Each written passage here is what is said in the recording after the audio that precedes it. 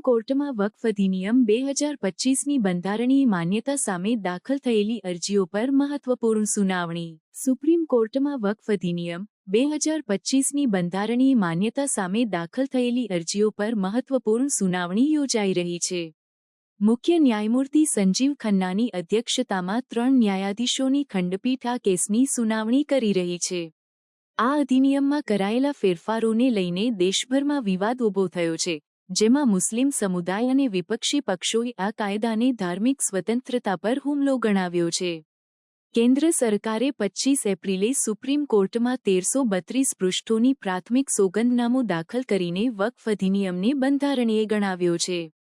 કેન્દ્રના વકીલ તુષાર મહેતાએ કોર્ટને ખાતરી આપી છે કે આગામી સુનાવણી સુધી કોઈ વક્ફ સંપત્તિનું ડિનોટિફિકેશન નહીં થાય અને વક્ફ બોર્ડમાં કોઈ નવી નિમણૂક નહીં થાય. અરજદાર પક્ષે એઆઈએમઆઈએમના અધ્યક્ષ અસદુદ્દીન ઓવૈસી, કોંગ્રેસના સાંસદ મોહમ્મદ જાવેદ અને અન્ય મુસ્લિમ સંગઠનો સહિત કુલ 5 અરજીઓ દાખલ કરવામાં આવી છે. તેમણે દલીલ કરી છે કે આ અધિનિયમના કેટલાક પ્રાવધાનો ઇસ્લામિક પરંપરાઓ અને ધાર્મિક સ્વતંત્રતા કલમ 26નું ઉલ્લંઘન કરે છે. સુપ્રીમ કોર્ટે 17 એપ્રિલે કેન્દ્રને એક અઠવાડિયાની અંદર જવાબ દાખલ કરવા કહ્યું હતું. આ કેસમાં સુપ્રીમ કોર્ટ તાત્કાલિક આદેશ આપવો જોઈએ કે નહીં તે અંગે નિર્ણય લેશે.